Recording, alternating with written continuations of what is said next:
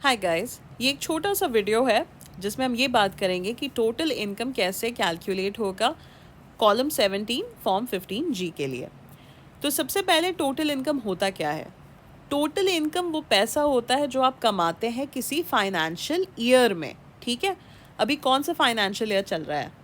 आसान है, 2022 23, which means ये फाइनेंशियल ईयर शुरू हुआ 1 अप्रैल 2022 में और ये ख़त्म होगा 31 मार्च 2023 में, यानी अगले साल। तो इसमें सबसे आसान तरीका है कैलकुलेट करने का कि एक तरफ आप कागज़ कलम उठाइए और सारे मंथ्स का नाम लिख दीजिए। अभी हम मई में बैठे हैं, तो याद रखिएगा कि अप्रैल छोड़ना नहीं है। ठीक है, तो हम अप्रैल 22,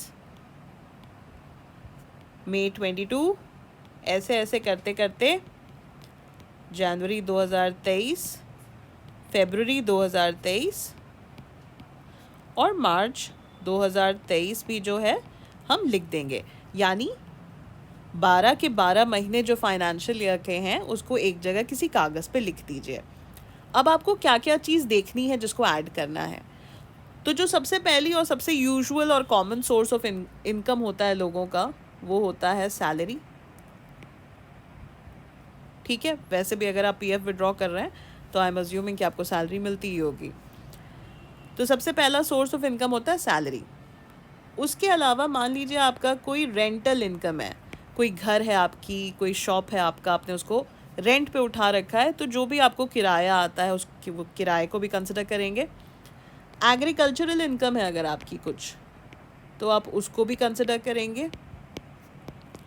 बैंक में आपकी कुछ एफडीज़ रखी हुई हैं और उनके ऊपर कुछ इंटरेस्ट आता है मंथली क्वार्टरली, जो भी, उसको कंसिडर करेंगे। उसके अलावा अदर सोर्सेज आपके हैं। कौन से सोर्सेज हो सकते हैं?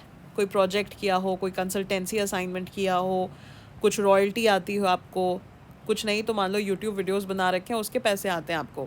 बेसिकली एक एक रुपया जो आपको एक फाइनेंशियल ईयर में आता है, चाहे जिस भी सोर्स से आ रहा है, वो सारा जो है आपके टोटल इनकम का पार्ट बनेगा।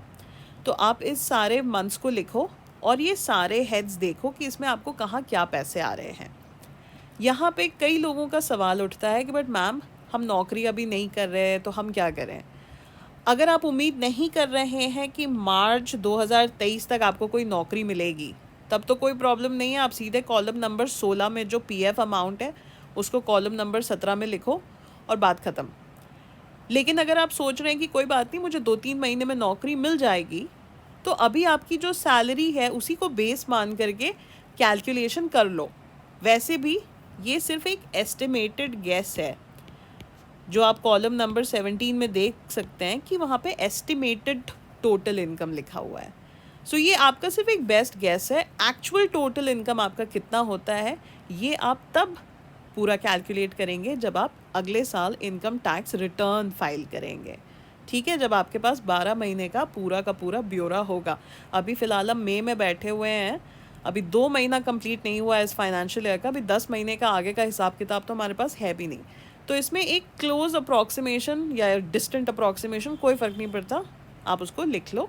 और याद रखना, कॉलम नंबर 16 में जो अमाउंट है उसको ऐड करना मत भूलना। Okay, so this needs to be added to whatever is your total income का फिगर। क्यों? क्योंकि ये जो पीएफ क्लेम का पैसा है ये भी आपको इसी फाइनेंशियल ईयर में आ रहा है। तो जैसा कि मैंने आपको समझाया कि एक एक रुपए का हिसाब देना है, तो ये कॉलम नंबर 16 को भी ऐड करेंगे और इसका सम टोटल जो है वो कॉलम नंबर 17 में लिख देंगे। तो ये होता है आपका टोटल इनकम।